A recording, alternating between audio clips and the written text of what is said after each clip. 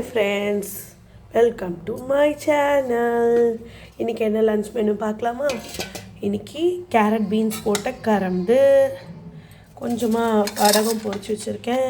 என்னோடய ஆத்துக்கார் வந்து அவருக்கு தனியாக அப்புறமா பொரிச்சு வச்சுப்பேன். அவர் ரெடியாக இருக்குது, அப்புறம் பொரிச்சிக்கலாம்.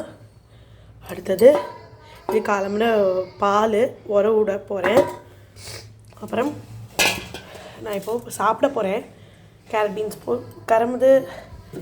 இது ஸ்பெஷல் வெத்த குழம்பு. இதில் என்னென்ன சேர்த்துருக்கேன்: கடுகு, உளுத்தம்பருப்பு, கடலைப்பருப்பு, தானுக்கு கத்திரிக்காய், பரங்கிக்காய், அப்புறம் கத்திரிக்காய், பரங்கிக்காய், தக்காளி, இதெல்லாம் போட்டு ஒரு வெத்த குழம்பு.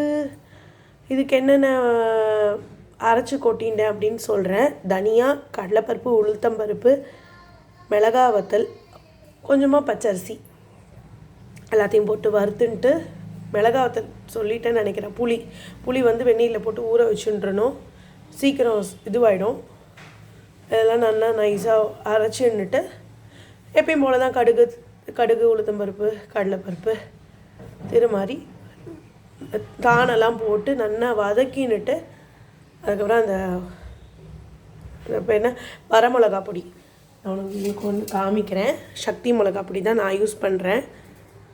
இது வந்து போட்டுப்பேன், கொஞ்சம் கலருக்காக போட்டுப்பேன்.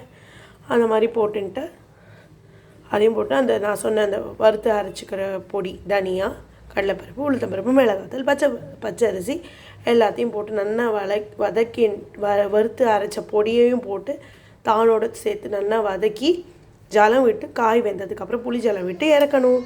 நல்லா கொதிக்க விட்டால் நல்லா அரோமாவாக இருக்கும்.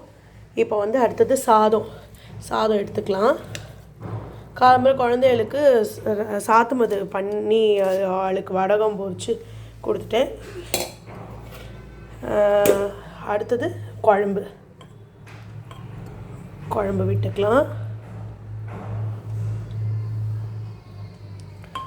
விட்டுட்டோமா?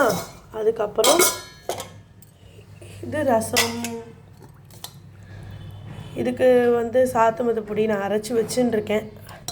அதுக்கப்புறம் அது வந்து இன்னொரு வீடியோவில் நான் ஷேர் பண்ணுறேன். மேலே கொஞ்சமாக மிளகு பொடி போட்டுக்கணும், படம் போட்டுக்கலாம்.